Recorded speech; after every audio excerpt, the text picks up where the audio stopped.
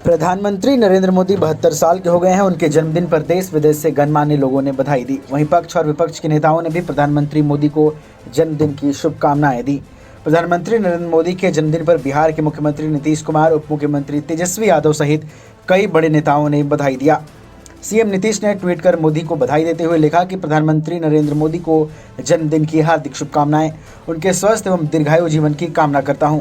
वहीं बिहार के उप मुख्यमंत्री तेजस्वी यादव ने पीएम मोदी को बधाई देते हुए ट्वीट कर कहा कि प्रधानमंत्री नरेंद्र मोदी को उनके जन्मदिन पर हार्दिक शुभकामनाएं।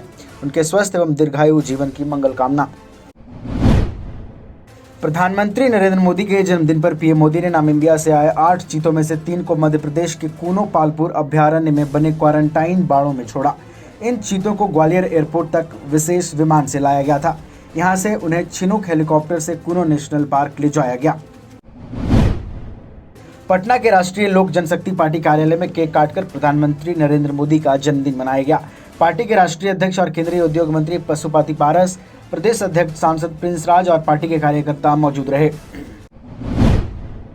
केंद्रीय राज्य रसायन एवं उर्वरक मंत्री भगवंत खुबा के आरोपों पर बिहार सरकार के कृषि मंत्री सुधाकर सिंह ने केंद्र सरकार की ही गलतियां निकाल दी हैं।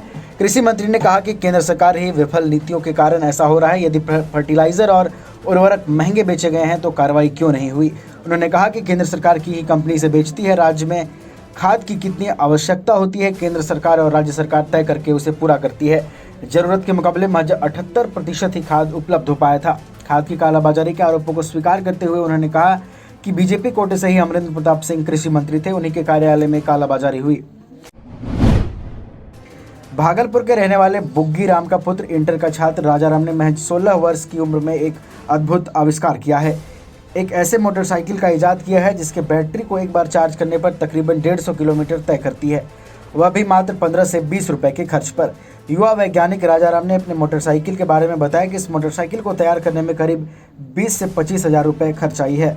वहीं उन्होंने इसकी खासियत बताया कि आप जब तक हेलमेट नहीं लगाएंगे तब तक ये मोटरसाइकिल स्टार्ट नहीं होगा, और अगर आपने ही शराब पी रखी है तो मोटरसाइकिल आगे ही नहीं बढ़ेगी। अगर आपकी बाइक चोरी होती है तो उसे आप अपने मोबाइल से लॉक कर सकते हैं। इसमें स्मार्ट लॉक की भी व्यवस्था की गई है।